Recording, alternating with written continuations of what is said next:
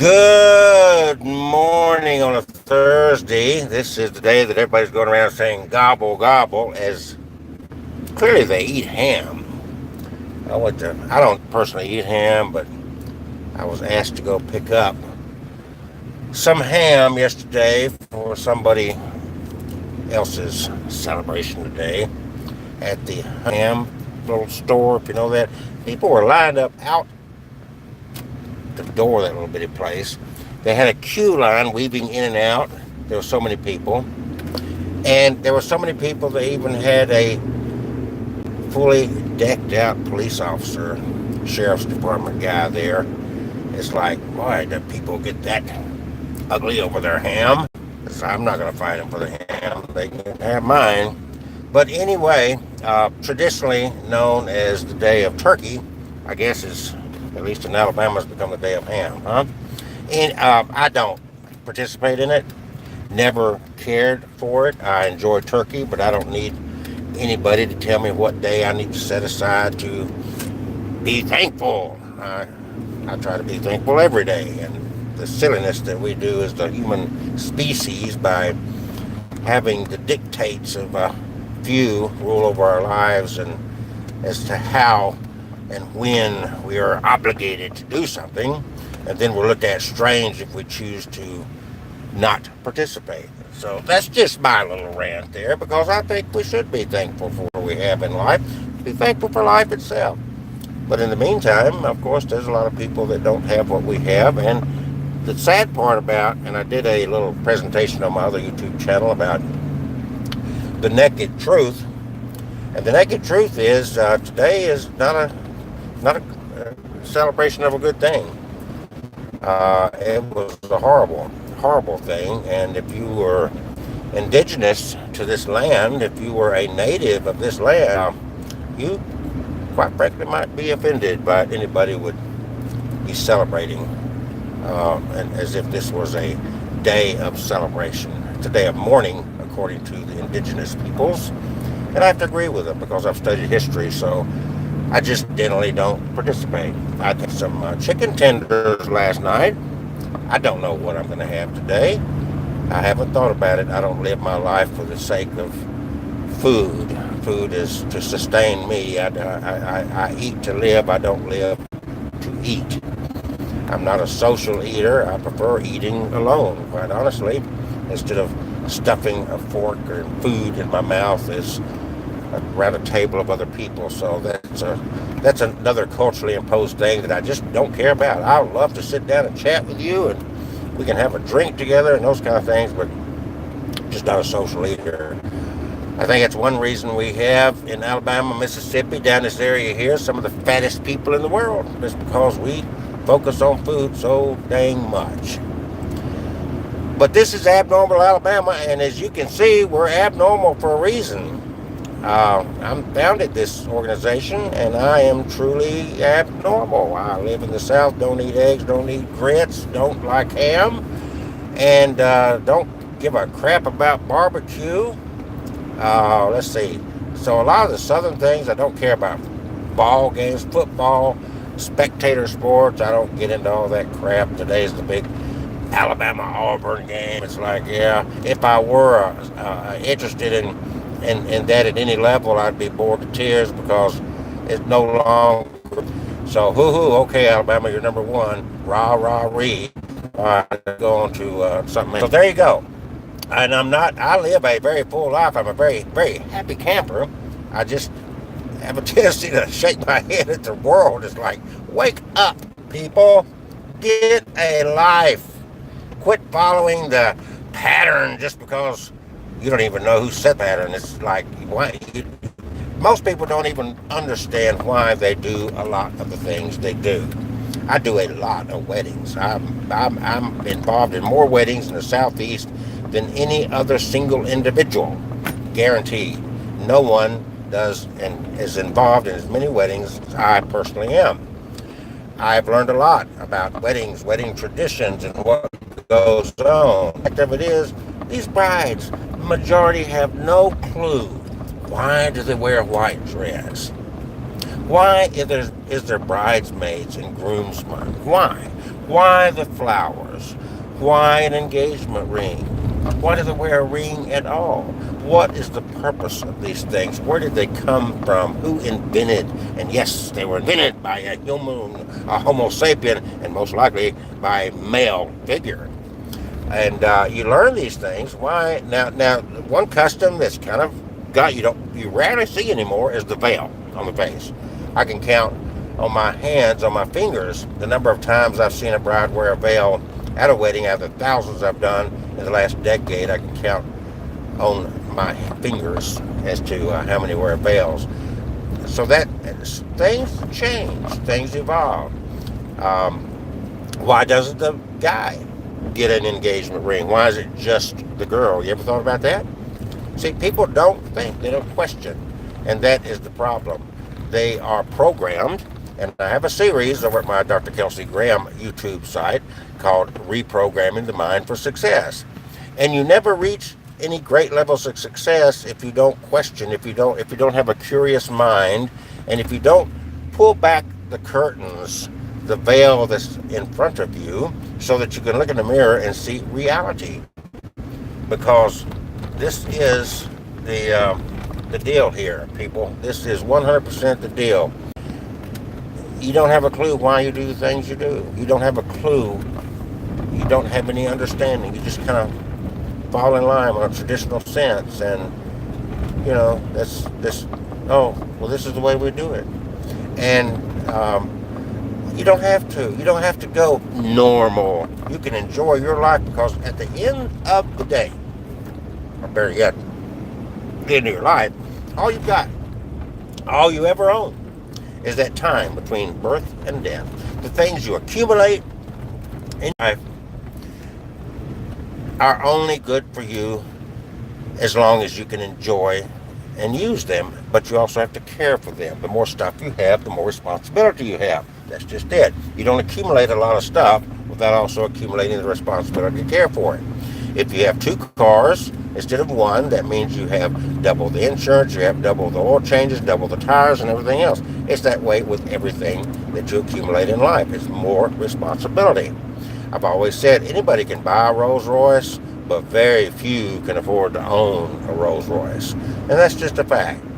So you can buy, I've got friends that have built a huge home and property. They have a lot of weddings there. They're wonderful people, but it is a constant. It is a constant. They live there. There's constant maintenance. There's constant concerns about income, and it becomes the rule over your life. And if that's the way you want to live your life, if you're satisfied with that, go for it. I prefer adventures in my life. I prefer going and seeing and doing and not being tied down. I prefer being able to wake up and say, well, you know what, I think I want to do so-and-so, instead of waking up and thinking, oh gosh, I've got to do so-and-so today. I've got to get this done. I guess I'm a control freak. I'd rather keep control of my life than to give control up to stuff and tasks and all this, I never get bored. Life is exciting. I've had so many experiences in life. It's totally awesome in my humble opinion. So anyway, I'm on the way to actually be alone, pretty much. I'm going to do a couple of sermonettes, is what I call them. I keep them around less than 30 minutes long. They average 23, 25 minutes is what it's been averaging. And I'm doing a series of 2 over there. One of them is Reprogramming Your Mind for Success. You were born to succeed. And the other is The Naked Truth. And The Naked Truth is more hardcore, if you will. It is much more hardcore than Reprogramming Your Mind. It tends on the controversial to a degree, because I'm exposing things that are widely accepted as truth that are not true. And in the 19th century, there was a philosopher that wrote this, and I'm paraphrasing, it's in my words and not his. But the truth and the lie met up one day, and they're going along around the world, and the lie looks at the truth and says, "It's a beautiful day." The truth looks up, sighs, for it was indeed a beautiful day. The truth and the lie continue strolling around the world, and later, the lie, they come upon a well, a body of water, if you will, and the lie says, that water looks good, let's bathe together, let's swim. And the truth, suspicious, examines the water, and indeed, it was good water. It was actually quite wonderful water. And so the truth agreed. So they stripped their clothes off and they got in the water. And the minute the truth got comfortable in the water, the lie jumps out, grabs the clothes of the truth, and takes off. The truth, more than just a little upset, of course, jumps out, nakedly running around trying to find the lie and retrieve her clothing. But it wasn't to be, for the world was offended by the truth running around naked. You see, the truth, the world, is the lie, clothed as the truth, was tickling the ears of society, was appeasing the society with what they would prefer to see. But the naked truth exposed that. But the world, society, had wanted nothing to do with the naked truth. So the naked truth went back into the pool, naked and shamed, never to be seen again. And that's what's happened to our world. Why do we have Thanksgiving Day? Well, it's not a good day to be giving thanks for anything. It's a day of mourning for the indigenous people of our land. Why do we have Columbus Day? Have you studied Columbus? Do you realize that Columbus had nothing to do with this nation that we live in? There's a lot to be learned from the naked truth, even though you may have been taught to find it offensive. But that is the basis of one of the series of sermonettes I'm giving over at Dr. Kelsey Graham on YouTube, right here. So I hope you get over there, hit the subscribe button, comment as you like. I'm going to be recording another one on this Thursday, today, in fact, sometime during this day. Otherwise, I enjoyed and I appreciate if you have tuned in and given me a moment of your time. I'm also going to be talking about that find, that discovery in the cemetery. There's 2 videos on that. I've done a lot of videos of cemeteries and other quirky things around Alabama, the Rattlesnake Saloon, Goondog Cemetery, you name it, always looking for something interesting. And I've been putting together videos for some time on 3 or 4 different YouTube channels regarding different subjects. And then, so last week I stumbled upon, by mere accident, I just happened to have it on film because I was filming my journey through the cemetery. And so a lot of people have been talking about the Dybbuk box and the, I don't know as to call it a Dybbuk box because, first of all, Dybbuk is a Jewish tradition of a demon, but this demon, the Dybbuk, the demons, never possessed objects. They possessed humans, from what I gather. There was never a legend in Jewish history, Jewish culture of a box being possessed like these Dybbuk boxes that everybody's talking about now. But this does have what seems to be, if you'll watch the video, the Star of David on it. It seems to have maybe something to do with Jewry. I don't know. I've not opened the box. It was not in a place that you could identify whose it was. It's not heavy enough, in my opinion, to contain any ashes. I worked in a funeral home. I've dealt with human cremains, and it's just not that heavy.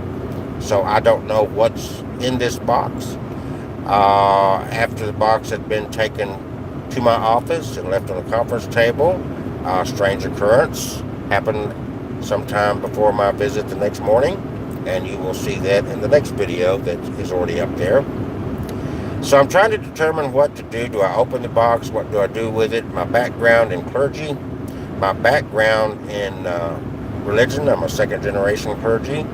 When I was younger, going through a lot of training and studies and whatnot, I know there were a lot of people that would, well, they would purchase an item from a yard sale, a flea market, someone else's property, and on occasion someone would get something that was demon possessed.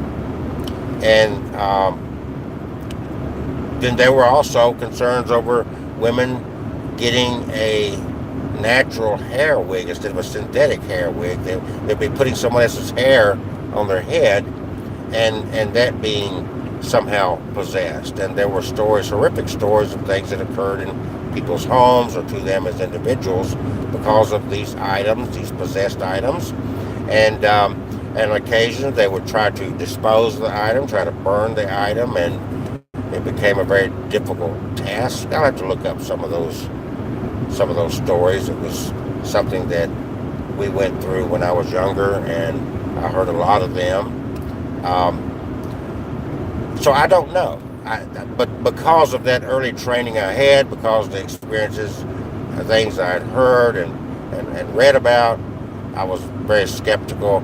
To my whole intent of bringing that container back to my office was, if it were something that belonged to somebody in the little community where we are, I wanted to see if I could find its proper owner.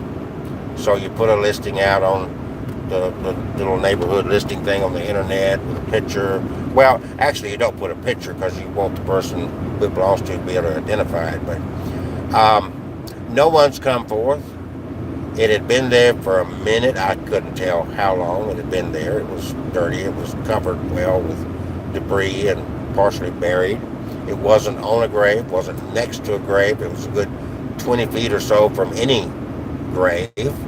And so anyway, excuse me. Boy, pardon me. So that's the story up to this point, and it's all documented. And as I get back to the office here, in a little while, I'll be putting the camera on and talking about the box. I've not decided to open it up. No one's laid claim to it. And the decision has to be made as to what I'm going to do with it from there. Concerns about, I'm not generally a superstitious person, but I do remember all those stories that I was taught growing up, being taught in ministry and whatnot.